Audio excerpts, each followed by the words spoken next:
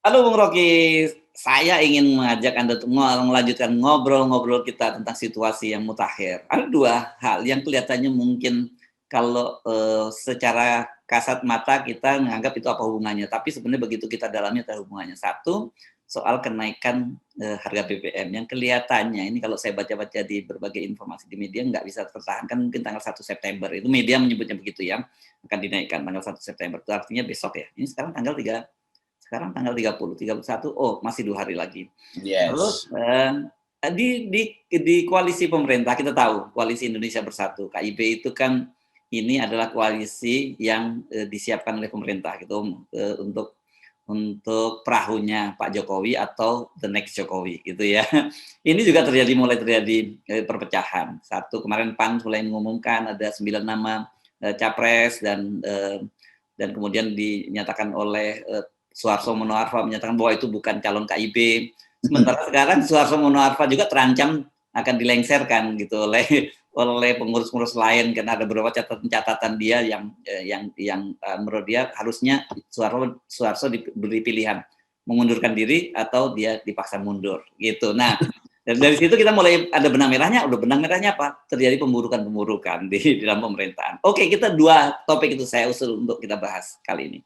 Oke, ya memang pemburukan itu kan terbaca dari kegugupan presiden.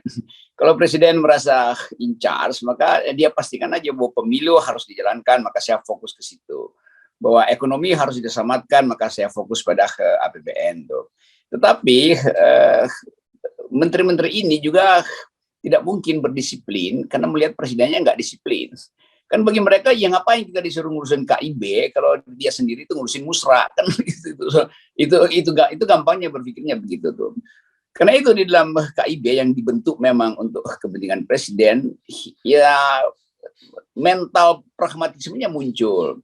Dan ya Soeharto tentu merasa dia walaupun partai kecil tapi potensi dia untuk menyodorkan seseorang juga di backup oleh satu kelompok tuh. Demikian juga Erlangga yang merasa dia paling senior di situ. Kenapa bukan Erlangga aja jadi presiden tuh? Kan pada akhirnya Golkar juga merasa ngapain kita disuruh-suruh presiden ya. Sementara presiden sendiri mendua sebetulnya. Dia nggak yakin apakah melalui KIB legasinya bisa diselamatkan. Kalau melalui KIB selamat ya dia fokus aja ke situ kan. Ngapain relawan yang dikumpulin. Dan bagi Golkar P3, PAN itu menganggap bahwa itu relawan itu terlalu dimanjakan. Satu waktu nanti dana-dana itu pindah ke relawan, lalu KIB kosong dana. Padahal semua partai yang bergabung di KIB masih memerlukan amplop-amplop besar dari oligarki. Kan ini soalnya begitu jadinya. Jadi betul itu berantakan karena memang idenya juga tidak bersih dari awal kan. Kan presiden mau main dua tuh, oke lewat formal KIB akan usulkan, tapi juga lewat musra tuh. Itu artinya memang presiden ada di terombang-ambing di dalam ketidakpastian dirinya sendiri. Nah ketidakpastian itu juga mempengaruhi cara kita melihat pasar. Presiden terombang-ombang lagi tuh mau naik, mau nggak naik tuh. Dari awal Pak Luhut bicara itu artinya udah ada hitungan rasional. Demikian juga Sri Mulyani udah kasih keberatan bahwa ini beban anggaran kita besar betul tuh. Dan dihitung misalnya oleh ekonom oposisi kita, saudara Antoni Budiawan menganggap bahwa enggak segitu, cuma 11 triliun. Tapi nanti kan anggaran atau angka itu kan bisa diputar-putar kan. Enggak, itu 11 triliun lah 2 minggu aja. Nanti kalau subsidinya 9 minggu bisa nyampe tadi 500 triliun, macam-macam lah idenya. Tetapi pada intinya akhirnya harus dinaikkan tuh. Karena walaupun kita surplus, tapi kan surplus itu nggak mungkin bisa dipakai untuk sekedar membackup harga energi kan. Kan tetap Pak Jokowi ingin menyimpan uang untuk main politik di 2023 ke depan tuh. Demikian juga tekanan IMF, pasti IMF udah kasih tekanan naikkan dong itu harga. Dan Sri Mulyani pasti nguping dulu IMF. Jadi kalau Sri Mulyani ngomong kan itu karena World Bank udah bilang naikkan harga energi itu kan. Walaupun memang comply dengan apa harga itu kan. Yang dihitung kemarin oleh siapa yang hitung? Antoni Bo. Nah biaya produksinya kok nggak segitu, ngapain kita ikuti harga internasional? Ya. Jadi kekacauan itu terjadi karena satu hal, yaitu legacy presiden hendak diselamatkan dan minta diselamatkan melalui APBN. Dan itu nggak bisa tuh. Minta diselamatkan melalui legitimasi, juga makin turun legitimasi presiden. Jadi kekacauan itu memang semacam hukum alam, bahwa mereka yang punya ambisi besar-besar itu akan dibatalkan oleh hukum alam. Dan hukum alam itu namanya APBN. Ya. Ada dua yang menghitung, Pak Antoni, Mas Antoni Budiman, Pak Kwi Kian Gi juga. Dia juga menunjukkan gitu kan. Bagaimanapun juga tetap ada harga di kita masih tetap punya produksi, dan itu kalau produksi itu kan nggak ada sebenarnya ongkos produksi kita, karena itu bagi hasil dengan para kontraktor dari dunia internasional gitu, kita dapat 55%.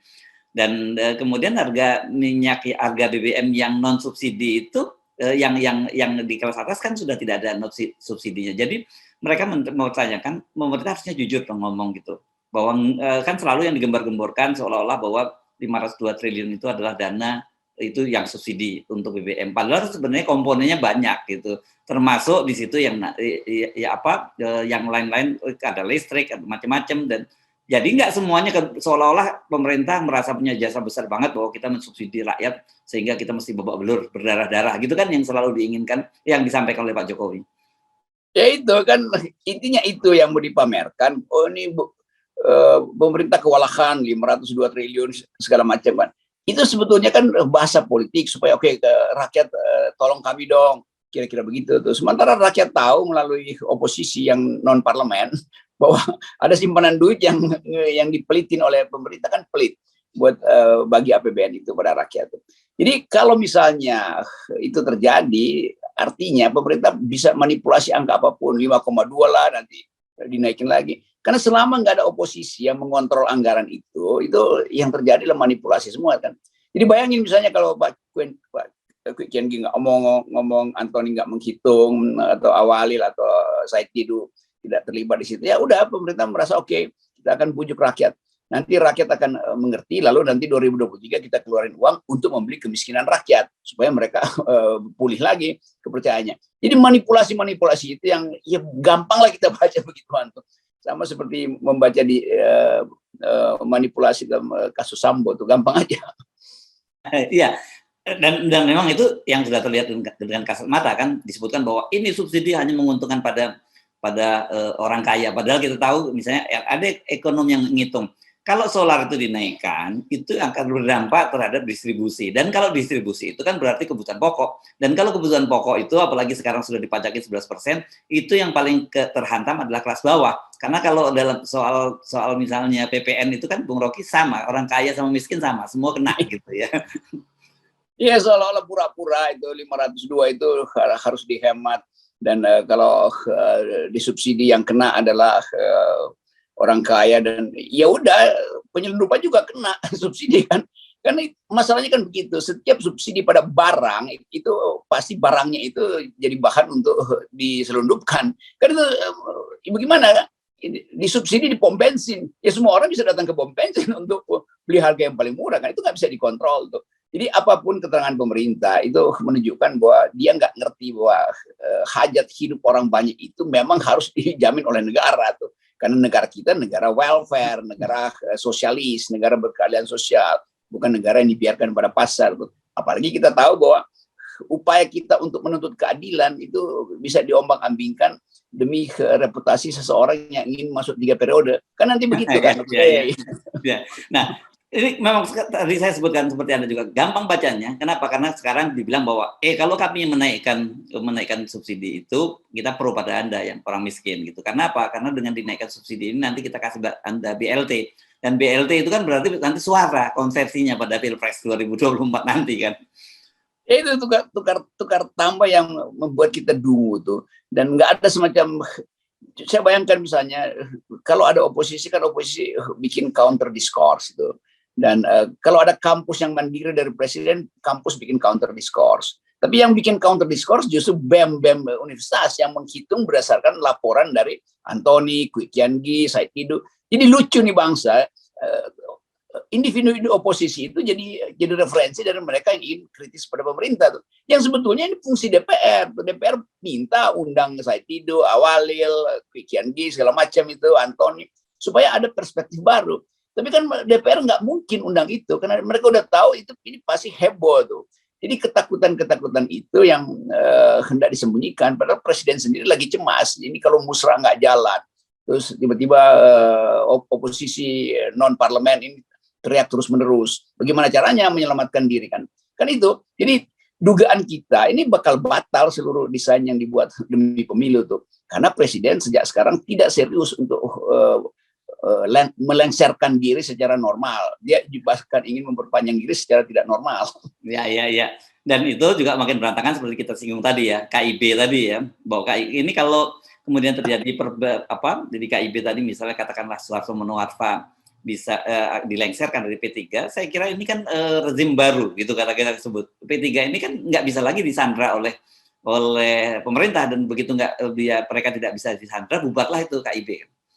Ya mungkin kalau P3 keluar, PDIP yang masuk di koalisi Indonesia.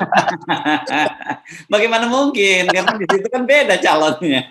Ya, tapi di take over oleh PDIP gitu ya maksudnya. Ya, PDIP ambil alih semua itu, beres segala macam. Jadi pasang aja Puan dan Erlangga misalnya tuh. Kan kita mesti bayangkan, ini KIB kan Koalisi Indonesia Bersatu, itu nama kabinetnya juga begitu tuh. Jadi ya mestinya, jadi bukan KIB yang sekedar jadi peralatan presiden, dan ya presiden kan udah punya peralatan melalui Ganjar segala macam itu kan. Tapi dia cemas juga. Jadi legitimasi presiden justru makin lama makin buruk tuh. Nah, kalau dia KIB berantakan ya udah, itu artinya selesai seluruh asumsi presiden bahwa dia bisa mengatur politik, kan itu intinya tuh. Nah, kalau itu batal, berantakan, pasti PAN akan lari lebih cepat tuh. Bikin juga Golkar, ya udah beroposisi aja dari dalam kan. Ya udah, memang pasti berantakan kok. Jadi kalau kita lihat semua desain itu desain yang didasarkan pada sogok menyogok material. Dan kalau nggak ada lagi ya berantakan.